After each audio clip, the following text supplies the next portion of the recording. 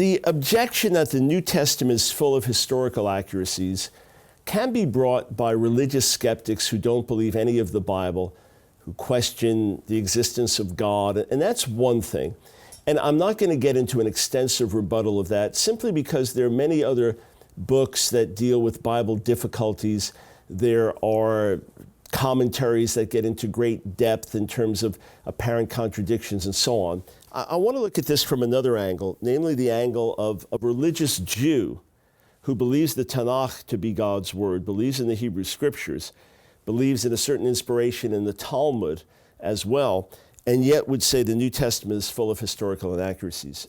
Let me say, number one, that the more archaeological finds we have made and the more historical records we've uncovered, the more confidence we have in the accuracy of the New Testament records.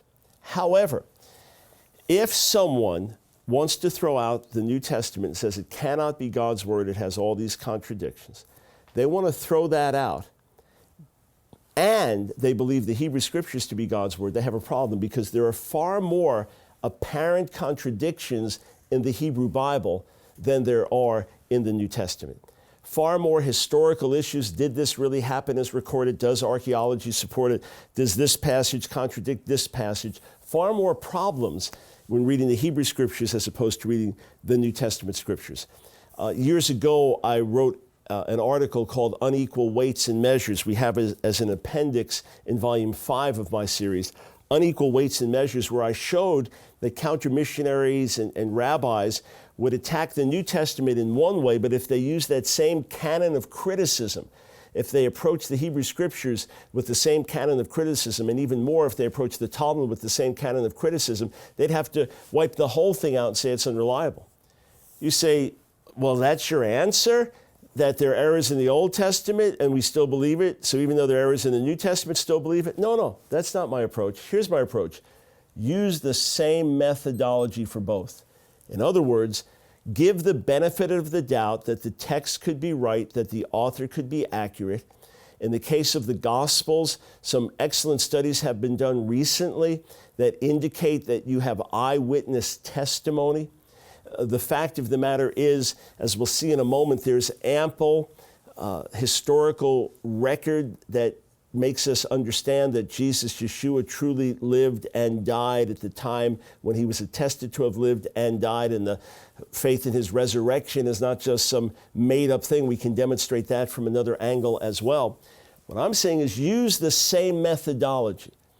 So if you're a rabbi, if you're an Orthodox Jew, if you're a counter-missionary, and you explain certain apparent contradictions within the Hebrew scriptures with a certain method, use that same method for the New Testament.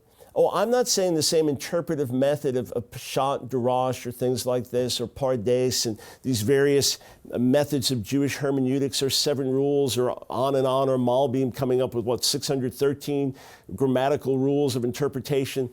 I'm not talking about that. I'm simply saying, if you have what appears to be a historical inaccuracy or a contradiction between texts, and both of them are supposed to be giving history, both of them are supposed to be giving accurate accounts, how do you treat it?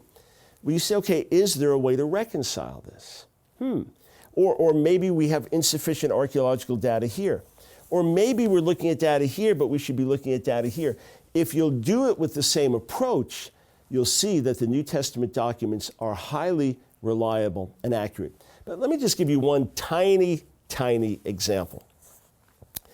The Gospels talk about Yeshua giving a word to his disciples that there's some standing among him who will not taste death until they see the Son of Man coming in his kingdom glory and his kingdom power.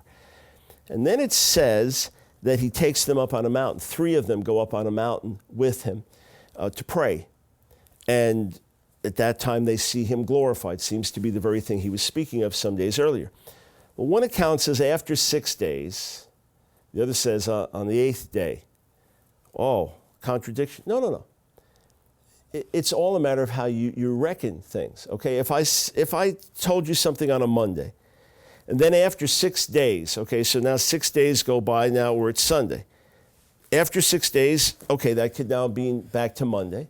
Or if I'm counting Monday to Monday, that's the 8th day, In other words, there's no contradiction there if you're willing to recognize that two people could legitimately recount the same thing a little differently.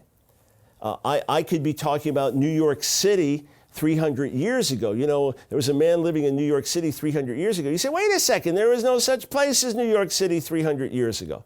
Oh, I mean the place we now call New York City. Someone lived there 300 years ago. So if we'll use the same fair method rather than try to attack and destroy, a fair and honest method to say, is it possible that there is no contradiction?